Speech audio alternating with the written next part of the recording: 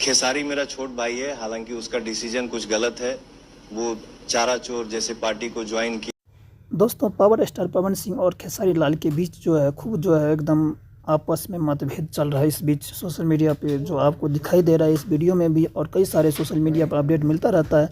तो दोस्तों, इस पे आपकी क्या राय विचार है, कमेंट्स करके जरूर बताइएगा। साथ ही चलिए हम बताते हैं कि पवन सिंह जो खेसारी लाल के जो है बोल दिया है कि चारा चोर पार्टी के साथ जो है खेसारी लाल जो है ज्वाइन कर चुके हैं, और ये मेरा छोटा भाई भी बोलता है और उसके जो है विरोध में भी रहता है। तो इस पे आपकी क्या राय है, कमेंट ज़रूर करें दोस्तों। और साथ ही साथ जो है इसके 4 बड़े जो है भाई हैं, जो है सभी आपस में जो है खेसारी के ऊपर जो टारगेट कर रहे हैं। तो इस पे आपकी क्या राय है, इस पर भी कमेंट्स करें जरूर दोस्तों। और दोस्तों, किसी पार्टी छोटा बड़ा नहीं होता है, व्यक्ति छोटा बड़ा होता है, खराब होता है। इस पे भी क्या राय है आपकी, कमेंट्स करिए। सुनिए क्या कहते हैं खेसारी। हमारे पीछे क्यों पड़े हो भाई?